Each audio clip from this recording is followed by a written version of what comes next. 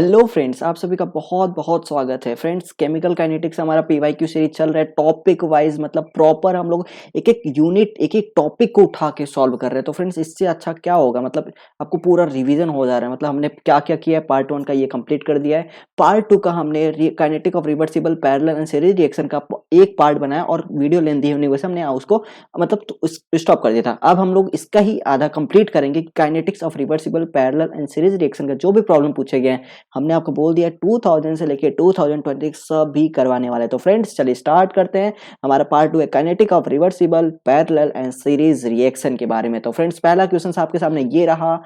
बहुत ही अच्छा क्वेश्चन है, बहुत कॉन्सेप्चुअल क्वेश्चन बोल सकते हैं इसको कि द मतलब पहले तो लिंक्ड है। 11 और 12 हमें पूछा है, दो क्वेश्चन पूछा है इसमें, ठीक है। The decomposition of ozone to oxygen 2O3 gas क्या हो रहा है, 3O2 में कन्वर्ट हो रहा है। ऑकर्स बाय द मैकेनिज्म बताया E1 E2 E3 जो भी हमें रिएक्शन बताया। और इसमें बोला है कि where M is the catalyst, ये इंपॉर्टेंट बात है। M कैटलिस्ट है हमारा। K are the rate constant and E1 is the activation energy. जो भी यहाँ पे उन्होंने बोला है कि सब हमने समझ गया। हमें फाइंड आउट क्या करना है, under the study state approximation for the intermediates the rate of decomposition of ozone. हमें -TO3 अपॉन dt निकालना। फ्रेंड्स, हमें रेट नहीं पूछा, हमें रेट ऑफ डीकम्पोजिशन किसका पूछा, ओजोन का पूछा। ये इंपॉर्टेंट है, ठीक है।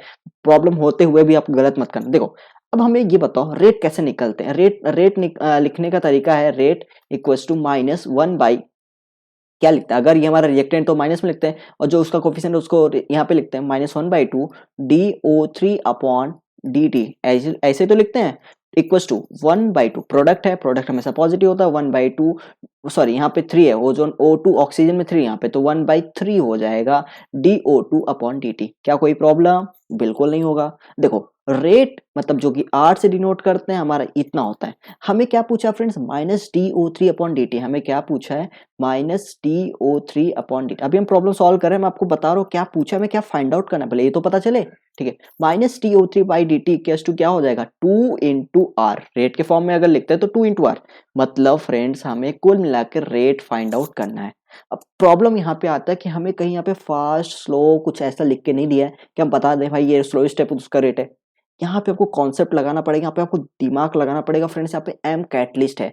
जहां पे भी कैटलिस्ट होता है वहां पे रिएक्शन फास्ट होता है, ऑटोमेटिक। आप समझते हो? मतलब फ्रेंड्स, यहाँ पे हमें स्लोवेस्ट स्टेप फाइंड आउट करना है। तो हमें ये तो पता चलेगा जो हमारा एम होता है वो कैटलिस्ट होता है। कैटलिस्ट होने से मतलब कि हमारा जो रिएक्शन होगा फास्ट होगा, इतना समझा। मतलब यहाँ पे देखो, पहले वाले स्टेप में भी एम कैटलिस्ट डला है, ये भी फास्ट होगा। सेकेंड वाले स्टेप में भी कैटलिस्ट है, तो हमारा ये भी फास्ट होगा। थर्ड वाला स्टेप देखोगे, यहाँ पे कोई कैटलिस्ट नहीं है, तो ये हम मान सकते हैं ये हमारा क्या होगा, स्लो स्टेप होगा।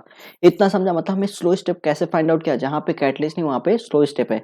ये तरीका है निकालने का। अब रेट आपको स्लो स्टेप का रेट हमेशा किसका निकालते हैं, स्लो स्टेप का निकालते हैं। तो रेट इक्वल टू होता है, यहाँ पे देखो थर्ड स्टेप क्या होगा, K3 है। K3 इंटू, ये तो आपको आता है, इसमें मास्टर हो आप लोग, K इंटू O इंटू यहाँ पे O3। तो फ्रेंड्स, अब आपको काम खत्म हो गया। सिंपल सा क्या है आपका O3 तो आपको पता ही है, ठीक है। आपका जो इंटरमीडिएट होता है ना, उसको हम फाइंड आउट करते हैं, क्योंकि उसका हमें क्वांटिटी नहीं पता O कितना है क्या है। तो हमें रेट फाइंड आउट कर, इसका क्वांटिटी पता होना चाहिए। तो इसके लिए हम लोग O को फाइंड आउट करते हैं। O3 तो हमें पता है रिएक्टेंट में कितना हमने क्या लिया, क्या कैसे किया, ठीक है। हमें O को फाइंड आउट करना है। अब O कैसे मिलेंगे, O निकालने का आपको स्टडी स्टेट अप्रोक्सीमेशन निकालना है। यहाँ पे लिखा भी है यूजिंग स्टडी स्टेट अप्रोक्सीमेशन। तो कंसंट्रेशन O कैसे निकलेगा, सिंपल से आपको बताता हूँ। देखो, DO अपॉन dt जो भी है। अब ये कैसे निकलेगा फ्रेंड्स, यहाँ पे आपको बताओ O कहाँ कहाँ फॉर्म हो रहा है, जो कि जीरो होता है, जो कि आपका इंटरमीडिएट जीरो होगा। मतलब ना बनता है ना बिगड़ता, मतलब जो बनता भी है बिगड़ता वही खत्म भी हो जाता है, ठीक है। देखो, इसका जो कंसर्न है जीरो, ये कैसे निकलेगा, पहला स्टेप पे जाओ। पहला स्टेप में जो आपका O बन रहा है मतलब फॉर्मेशन है। फॉर्मेशन में हमेशा पॉजिटिव, मतलब K1 इंटू हमेशा रिएक्टेंट लेना। फ्रेंड्स, ये आपको ध्यान रखना चाहिए, ठीक है।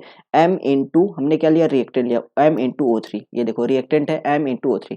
अब देखो सेकंड स्टेप में चेक करो, O क्या बना, अरे O तो कंज्यूम हो रहा है, मतलब डिसअपियर हो रहा है, खत्म हो रहा है। तो हम क्या लिखेंगे यहाँ पे, माइनस। कुछ भी याद करने की जरूरत नहीं है, कैलकुलेशन कुछ भी दिखे आपको कॉन्सेप्ट पता होना चाहिए। K2 इंटू O2, देखो हमने रिएक्टेंट को लिया, यहाँ पे देखो रिएक्टेंट साइड वही लिया जाता है, ठीक है। ये भी आप ध्यान रखना, K2 into O into M, ठीक है, M। अब बताओ थर्ड स्टेप में जो है, थर्ड स्टेप में क्या हमारा O क्या हो रहा है, ये भी डिसअपियर हो रहा है। कोई बात नहीं, कोई बात नहीं। K3 into O into M, यहाँ पे क्या हो जाएगा O3 हो जाएगा, ठीक है। और ये सब इक्वल टू 0 मैंने पहले ही लिख दिया, क्योंकि इंटरमीडिएट क्या होता है, ये बनता भी है और खत्म भी हो जाता है, तो उसका कोई मतलब नहीं है। तो इसलिए हम लोग क्या करते हैं, पूरा मिला के 0 हो जाता है। सिंपल सा आप इसको कैलकुलेशन करो फ्रेंड्स, और हमें O की कंसंट्रेशन निकालना है। आप लोग भी प्रैक्टिस करते रहो इसको, मतलब O2 इनटू, और स्क्रीनशॉट ले लेना फ्रेंड्स। अगर आप नोट नहीं लेके बैठे हो तो स्क्रीनशॉट जरूर लेना, क्योंकि आपको बहुत एग्जाम में टाइम अपने इतने प्रॉब्लम को बस रिवाइज कर लिया, आपको बहुत बहुत काम हो जाएगा। मैं आपको बोलता हूँ फिजिकल केमिस्ट्री में जो मतलब गेट के लिए प्रॉपर फिजिकल केमिस्ट्री में डायरेक्ट पीवाईक्यू से ऊपर नीचे आपने देखा है फ्रेंड्स, बोलने की जरूरत है, आपने देख रहे हो यहाँ पे पूरा डिट्टो घुमा रहा है कॉन्सेप्ट को सिर्फ, ठीक है। K1 into M into O3, बात नहीं करेंगे अब हम लोग, डायरेक्ट काम करेंगे। O into K2 into O2, ठीक है, इंटू एम प्लस यहाँ पे ओ हमने कॉमन लिया तो क्या बचेगा K3 इंटू O3। अच्छा चलो ओ का कंसंट्रेशन निकाल लो आप, ओ क्या होगा यहाँ पे K1 into M into O3, यही होगा। डिवाइड बाय आपका क्या आएगा K2O2, कुछ भी होने दो कैलकुलेशन, कितना मजा आ रहा है कैलकुलेशन का, देखो K2, इसको भी आप इंजॉय करो, ठीक है। O3 इतना लिखा। चलो आपका O का कंसंट्रेशन आ गया, कहाँ पुट करना है आपको, रेट में पुट करना है। रेट पहले निकालो आप, जब रेट निकला तभी तो हमें वो रेट ऑफ डिकम्पोजिशन निकलेगा। तो रेट क्या होगा यहाँ पे K3 इंटू, हमने O3 को पहले लिख लेता हूँ, फिर इंटू O। अब O का यहाँ पे क्या लिखा है K1, हमें पुट करना है वैल्यू को K1 into M into O3, ठीक है। ब्रैकेट वोकेट, अब एग्जाम दे रहे हो मतलब फास्ट करना है हमें थोड़ा। ये हो गया divide by K2 into O2 into M, ठीक है, प्लस K3 इंटू O3। बस आप स्टेप बाय स्टेप ध्यान से करना, कोई दिक्कत नहीं होगा, ठीक है। रेट इक्वल टू, अब बताओ यहाँ पे K3 है, मतलब K1 इंटू K3, ठीक है। O3 इंटू O3 स्क्वायर हो जाएगा। देखो अभी हमें ऑप्शन को भी नहीं देखना है, हमें सिंपल से अपना कैलकुलेशन पहले ध्यान से कर लो, ठीक है। उसके हम लोग मैच कर लेंगे K2 into O2 into M, ठीक है, प्लस K3 इंटू O3। अब मुझे बताओ, हमने रेट निकाल लिया, अभी रुकना मत, अभी रुको। यहाँ पे पूछा minus D O three upon D T, rate तो नहीं पूछा है हमें, तो minus D O three upon D T निकालने के लिए बच्चे लोग आधे इसी पर टिक करके निकल जाते हैं, ठीक है। तो क्या होता है 2 इंटू आर होता है, मतलब सिंपल सा 2 से मल्टीप्लाई कर दो इसको रेट को, तो 2K1 K3 O3 square into M divide by, यहाँ पे हो जाएगा K2O2 into M plus K3O3, ठीक है।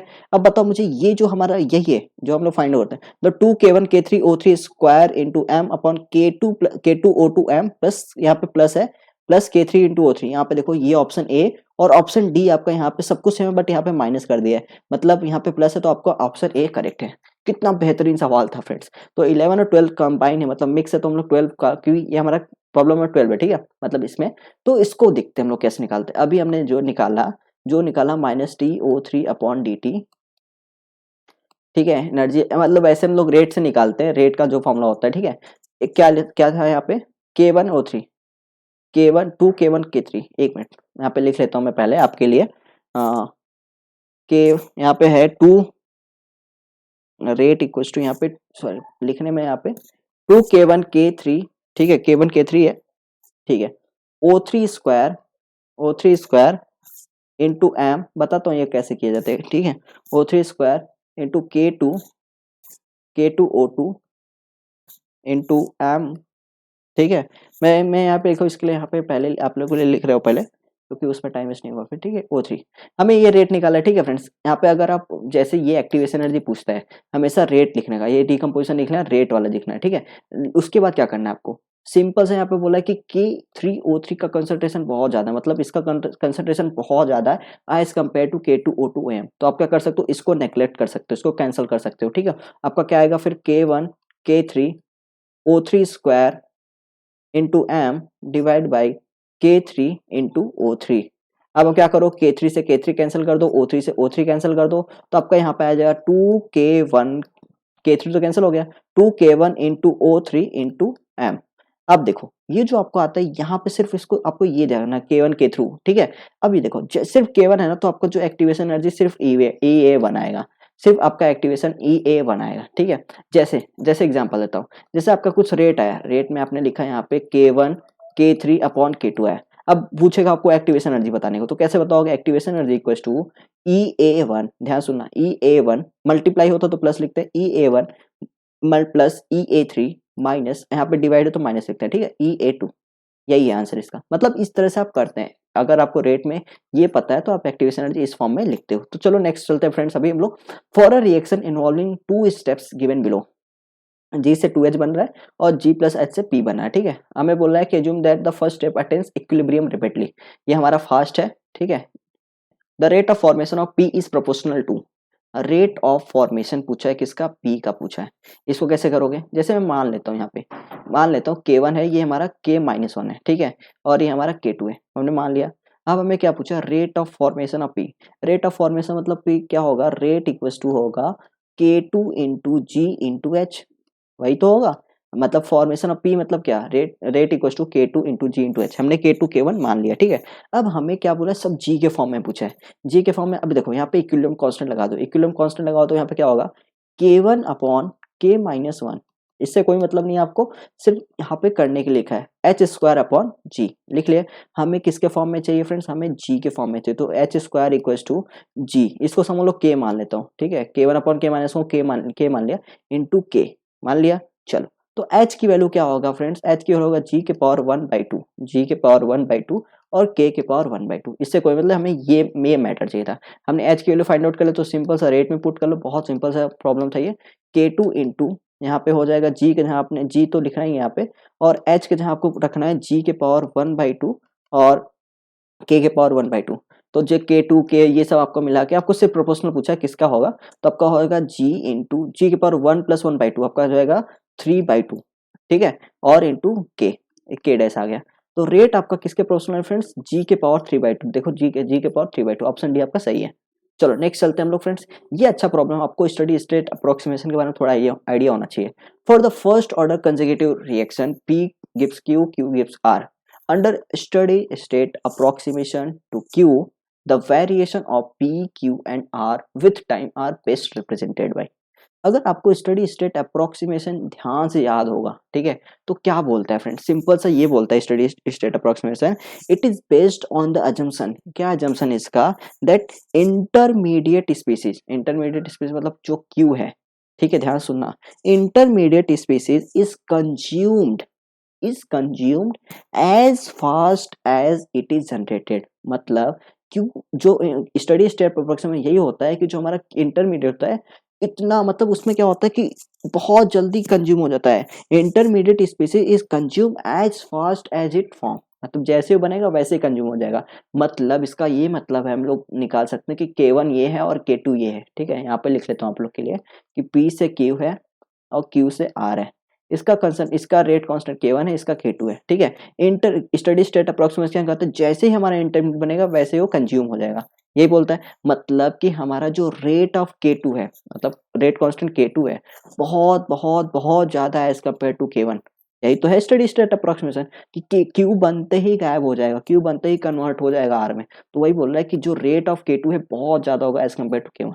तो अब ये बताओ कहाँ पे इस ग्राफ में आप चेक करो स्टडी स्टेट अप्रोक्सीमेशन का जो एजम्पशन है वो कहाँ पे वैलिड हो रहा है।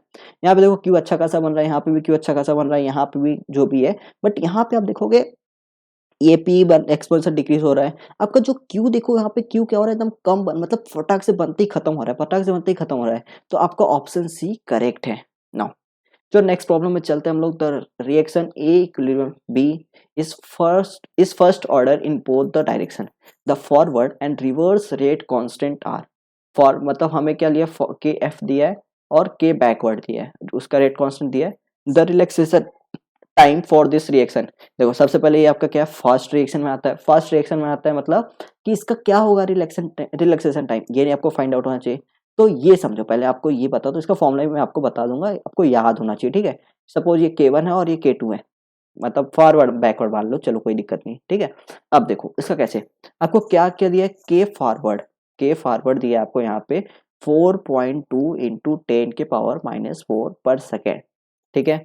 के बैकवर्ड दिया है आपको यहाँ पे 1.04 इंटू 10⁻³ पर सेकेंड, क्या पूछा है फ्रेंड्स आपसे, रिलैक्सेशन टाइम पूछा है। क्या आपको पता है रिलैक्सेशन टाइम इस फर्स्ट रिएक्शन में, आप थोड़ा सा थियरी बताऊंगा आपको क्या होता है। फर्स्ट रिएक्शन देखो हम लोग उसका जो नॉर्मल मतलब क्लासिकल मेथड जो था कि रेट निकालने का, इक्विलिब्रियम कांस्टेंट, ये सब वो ऐसे नहीं निकाल सकते। तो इसके लिए क्या है, इन साइंटिस्टों ने, मतलब आइगन साइंटिस्ट है उनका नाम था, उन्होंने क्या काम किया कि इसको ना चेंज कर दिया, मतलब इस रिएक्शन को टेम्परेचर बढ़ा के इंक्रीज कर दिया। तो क्या होगा, टेम्परेचर बढ़ाएंगे तो इसका जो इक्विलिब्रियम कंसंट्रेशन है वो चेंज हो जाएगा। तो वही जो चेंज होने को जो टाइम लगता है, ठीक है, उसी टाइम को बोलते हैं रिलैक्सेशन टाइम।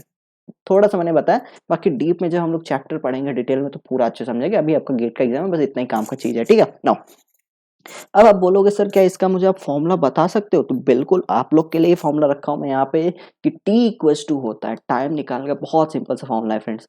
ln यहाँ पे क्या होगा K1 ln K2, K2 आपका क्या है देखो, ये आपका K बैकवर्ड है, ठीक है, K बैकवर्ड होगा यहाँ पे, ठीक है। ये वाला एक मिनट बताता हूँ आपको ये फॉर्मूला इसका मैं, एक मिनट, ये कहाँ गया, देखो इसका फॉर्मूला फ्रेंड्स रिलैक्सेशन टाइम का होता है, बहुत सिंपल सा फॉर्मूला है। टाउ, टाउ से डिनोट करते हैं इसको, ठीक है। टाउ इक्वल्स टू होता है 1 upon K1 plus K2, 1 upon K1 plus K2, K1 मतलब फॉरवर्ड और K2 मतलब बैकवर्ड लिखना, ठीक है। 1 अपॉन K1 प्लस K2। अब आपको रिलैक्सेशन टाइम डायरेक्ट निकालना है। देखो फर्स्ट रिएक्शन है, पहले आपको ये चेक करना है, फिर रिलैक्सेशन टाइम का फॉर्मूला होता है 1 upon K1 plus K2। K1 का आपको वैल्यू यहाँ पे दिया है 4.2 इंटू 10⁻⁻4 प्लस यहाँ पे आप करोगे 1.04 इंटू 10⁻⁻3। इसको आप सॉल्व करोगे तो इसको अगर देखो सॉल्व करो, कैसे करोगे इसको, 10⁻⁻3 में पहले बदल दो। कैसे बदलोगे इसको, लिखोगे 0.42 इंटू 10⁻⁻3। कैसे लिखते हैं भाई, 10⁻⁻1 10⁻⁻1 कर दो, आराम से लिख सकते हो। कैसे देखो, ये भी आपको बता देता हूँ, ठीक है। अब देखो यहाँ पे 10⁻⁻1, -1 से मैंने क्या कर दिया, मल्टीप्लाई डिवाइड कर दिया। 10⁻⁻4 माइनस माइनस ये कर दिया, ठीक है। अब इसको आप सॉल्व कर सकते हो, 10⁻³ में कन्वर्ट हो जाएगा, बहुत सिंपल सा कैलकुलेशन है, ठीक है।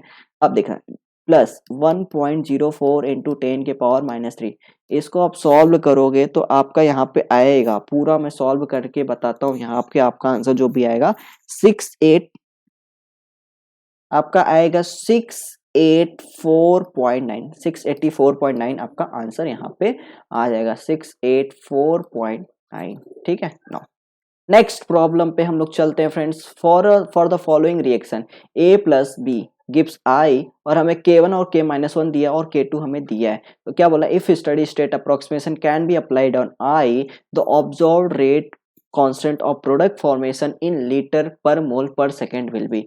हमें क्या बोला, rate constant of product formation पूछा है। तो बहुत सिंपल सा फॉर्मूला है, बहुत सिंपल सा कॉन्सेप्ट है, आपको मैंने बता दिया है कि इक्विलिब्रियम क्या होता है, पहले आपको यही निकाल लेना है। देखो क्यों हम लोग क्या करना है, डीपी अपॉन डी टी क्या होता है friends, DP upon D T किस पे डिपेंड करेगा, आप ये बताओ। डीपी अपॉन डी टी होता है K2, एक मिनट, देखो इस तरह के प्रॉब्लम को सोचो पहले ध्यान से, क्या करना है हमें ना, पी क्या पूछा, रेट कांस्टेंट प्रोडक्ट फॉर्मेशन किस पे डिपेंड करेगा friends, rate constant K2 into I पे, इंटरमीडिएट है ना उस पर डिपेंड करेगा, कितना इंटरमीडिएट वही तो हमारा डिपेंड कर रहा है प्रोडक्ट कितना बनेगा। तो हमें अब तो K2 पता है, आई नहीं पता है, आई कैसे निकलेगा। आई के लिए आपको इक्विलिब्रियम कांस्टेंट का हेल्प लेना पड़ेगा। क्या होता है फ्रेंड्स, के इक्विलिब्रियम होता है, के इक्विलिब्रियम होता है आपका आई अपॉन क्या होता है, आई अपॉन ए इंटू बी, होता है कि नहीं होता है, ठीक है।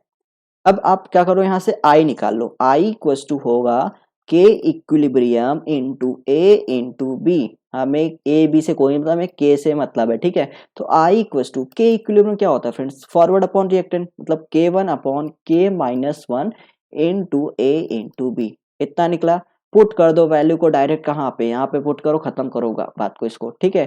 dp upon D T equals to होगा K2 इंटू आई का होगा K1 upon K-1 into A into B, यही है, ठीक है। हमें इससे मतलब नहीं, हमें सिंपल सा K1 पता है, K-1 पता है, K2 पता है, हमें वैल्यू आ जाएगा। तो K2 कितना दिया है, 10 दिया है, K1 कितना दिया है यहाँ पे आपको 10⁻5 है, और आपका K-1 आपको 10⁻4 है। सब सेकेंड इनवर्स सब कुछ अपना फिक्स है, कुछ कन्वर्ट करने की जरूरत नहीं है आपको। यहाँ पे क्या होगा 10⁻5 इंटू इसको सॉल्व करो तो आपका आएगा 10⁻6 माइनस इंटू 10⁻4 जाएगा तो -4, सिंपल सा कैलकुलेशन है। यहाँ पे आएगा 10⁻2 दैट इज 100 पर मोल पर सेकेंड, ठीक है, 100 लीटर पर मोल पर सेकेंड। तो आपका आंसर क्या आएगा यहाँ पे 100, कहाँ गया है वो, फिर से गायब हो जाता है। ठीक है, एक यहाँ पे 100 पर मोल 100 लीटर पर मोल पर सेकेंड। तो चलो नेक्स्ट क्वेश्चन में चलते हैं। फॉर द फॉलोइंग के 2017 पूछा। फ्रेंड्स देखो हम लोग हर एक प्रॉब्लम को सॉल्व कर रहे हैं। आपका कॉन्फिडेंस आप बोलता हूँ कि आपको बहुत ज्यादा हेल्प मिला होगा इस वीडियो को देखते हुए। For the following consecutive first order reaction, x हमारा क्या है कन्वर्ट हो रहा है वाई में, वाई कन्वर्ट हो रहा है जेड में। ये बोला है the time in second, time पूछा। ये देखो नया कॉन्सेप्ट मिलने वाला है आपको यहाँ पे। Time in second required for Y to reach its maximum concentration. देखो मतलब हमें क्या बोला, इंटरमीडिएट जो है ना उस मैक्सिमम कंसंट्रेशन पे कब होगा, वो हमें समय चाहिए, वो हमें टाइम चाहिए। तो बताओ उसको ध्यान से। अरे भाई कुछ भी नहीं है, टी इक्वल्स टू होता है ln k2 minus ln k1 upon k2 minus k1। यही तो फॉर्मूला है, इसको अगर याद कर डाला तो लाइफ झिंगा डाला। ठीक है, तो एग टी इक्वल टू होता है ln k2 minus ln k1 upon k2 minus k1। आप सिंपल सा वैल्यू पुट कर दो, k2 k1, k2 कितना दिया यहाँ पे 0.1 माइनस ln k1 कितना दिया है 2.0। ध्यान से वैल्यू पुट करना। बाद यहाँ पे k2 की वैल्यू होगा 0.1 माइनस k1 की वैल्यू 2.0। वैल्यू पुट करोगे आपको, चलो सॉल्व कर देता हूँ आपके लिए। तो ln 0.1 की वैल्यू आएगा माइनस 0.302। इसका तो सबको पता है 0.693 आता है। ठीक है, पॉजिटिव में आएगा ln 2.0, पॉजिटिव में आता है वैल्यू इसका। और इसको आप सॉल्व करो तो बहुत सिंपल से 1.9 पूरा आप सॉल्व कर दोगे आप, आपको आंसर मिलेगा 1.57। ठीक है, आपका जो टाइम है रिलैक्सेशन टाइम है आपका कितना आ गया 1.57, 1.57। चलो फ्रेंड्स नेक्स्ट और लास्ट प्रॉब्लम हमारा आज का। यहाँ पे बोला है consider the following two parallel irreversible first order reaction at temperature T where K1 and K2 are the rate constant and their values are their values are 5 into 10 to the power minus 2 and 15 into 10 to the power minus 2 respectively at temperature T. If the initial concentration of the reactant P is 4 mole per liter, then the concentration of product R after 10 minutes of the reaction is। Simple सा क्या दिया है friends, K1 K2 की value दिया हमें, ध्यान से समझना। हमें इनिशियल कंसंट्रेशन इसका दिया है, P का दिया है, इनिशियल कंसंट्रेशन दे दिया है इसका। ठीक है, initial concentration of the reactant P is इतना। Then the concentration of R, हमें क्या पूछा, कंसंट्रेशन ऑफ R पूछा है आफ्टर 10 मिनट्स में। आप देखो पैरेलल रिएक्शन गेम जो मैंने आपको फॉर्मूला बताया था, गेट का फेवरेट क्वेश्चन 2019 में है, तो बहुत ज्यादा इंपॉर्टेंट है, आ सकता है। तो मैंने आपको पहले ही फॉर्मूला बताया था, अगर P के फॉर्म में लिखना हो, P का कंसंट्रेशन पूछता तो क्या आपको यहाँ पे R पूछा है। अगर यहाँ पे P का पूछता तो आपको P का फॉर्मूला होता है P0 e के पावर, पैरेलल में क्या होता है K1 प्लस K2 होता है, ऐड होता है, तो K1 plus K2 into T. याद हो गया, चलो वेरी गुड। अगर हमसे पूछा Q का बता दो सर, हमें पूछा Q का बता दो, तो आप क्या बोलोगे, सिंपल सा K1, अगर Q पूछा ना तो K1 इंटू कर देना है, K1 into P0, K1 into P0। कितना सिंपल सा फॉर्मूला है friends, K1 into P0 upon K1 plus K2। ठीक है, अब यहाँ पे बताओ, यहाँ पे होगा 1 माइनस, ये ध्यान रखना बस 1 माइनस कर देना। ठीक है, ई के पावर माइनस वही सेम है K1 plus K2 into T. ठीक है, चलो अब हमें पूछा R का। अगर R पूछता है तो सिंपल सा R मतलब K2, K2 into P0, P0 के फॉर्म में बता रहा हूँ इसलिए। ठीक है, यहाँ पे K1 प्लस K2। अब यहाँ पे बताओ सिंपल सा ना, आपको सब कुछ सेम रखा, बस यहाँ पे अगर R पूछा तो K2 इंटू P0 होगा और Q पूछा तो K1 इंटू P0 होगा। यहाँ पे होगा 1 माइनस ई के power minus K1 plus K2 into T. ठीक है, हमें क्या पूछा फ्रेंड्स, R पूछा है, तो R का वैल्यू आप पुट कर, R का फॉर्मूला फिर से लिखो यहाँ पे K2 P0 upon K1 plus K2। क्या आपको सब कुछ दिया है, अब तो आपको लगेगा सब कुछ सिंपल है सर, ये तो सिर्फ फॉर्मूला बेस्ड था। तो वही मैं बोल रहा हूँ, गेट हमेशा फॉर्मूला पूछता है। ठीक है, फॉर्मूला याद होगा तो आप आराम से मार्क्स उठा सकते हो अच्छा खासा। यहाँ पे R का कंसंट्रेशन पूछा है, K2 कितना है यहाँ पे फ्रेंड्स, K2 यहाँ पे दिया है, देखो ये मेरा K1 है और ये मेरा K2 है। ठीक है, हाँ चलो K2 हमें दिया कितना दिया 15 इंटू 10 के पावर माइनस 2 और इंटू P0। इनिशियल कंडीशन देखो यहाँ पे 4 मोल दिया है, टाइम लिखा नहीं पूरा अच्छे से बट आपको समझ जाओ। ठीक है, और K1 आपका यहाँ पे वैल्यू है आपका 5 इंटू 10 के पावर माइनस 2, ये भी आपको दिया है, प्लस प्लस है यहाँ पे 15 इंटू 10 के पावर माइनस 2। ठीक है, यहाँ पे सॉल्व 1 माइनस ई के पावर, फिर से वही माइनस लगा दो। यहाँ पे K1 की वैल्यू आपको दिया है यहाँ पे 5 इंटू 10 के पावर माइनस 2, प्लस सिर्फ कैलकुलेशन है बाकी कुछ नहीं, फॉर्मूला याद होता तो आराम से हो जाता। ठीक है, 10 के पावर माइनस 2 और टाइम भी दे दिया आपको 10 मिनट्स, टाइम आपको पूछा 10 मिनट्स तो क्या होगा। तो आप सिंपल से इसको सॉल्व करो फ्रेंड्स। बहुत सिंपल सा कैलकुलेशन, क्या आप क्या करना है, कैलकुलेटर उससे करना है, ठीक है, मतलब जो गेट कैलकुलेटर उससे सॉल्व करना, आपको प्रैक्टिस भी हो जाएगा, क्योंकि देखो मेन आपको करना ही पड़ेगा उससे। तो उसका आंसर आपका हो जाएगा 2.59। सॉल्व करोगे तो, मैंने सॉल्व किया है अच्छे से, सब कुछ मैं आपको बता सकता हूँ, लेकिन आपका टाइम वेस्ट होगा और प्लस आपको प्रैक्टिस नहीं हो पाएगा। तो आर की वैल्यू आपका जो आएगा 2.59 आता है, ठीक है। तो फ्रेंड्स यहाँ पे आप लिख लो 2.59 जो आपके आंसर है। तो फ्रेंड्स इस तरह से हमारा सब प्रॉब्लम खत्म होते हैं। काइनेटिक्स ऑफ रिवर्सिबल हमने क्या क्या देखा आप चेक कर लो, यहाँ पे बहुत सारे प्रॉब्लम देखा। तो फ्रेंड्स होप आपको वीडियो अच्छा लगा होगा, आपको हेल्प मिला होगा। तो इस वीडियो को जरूर लाइक कीजिएगा, चैनल को जरूर सब्सक्राइब करिएगा। हम लोग मिलते हैं नेक्स्ट वीडियो में। Thank you so much.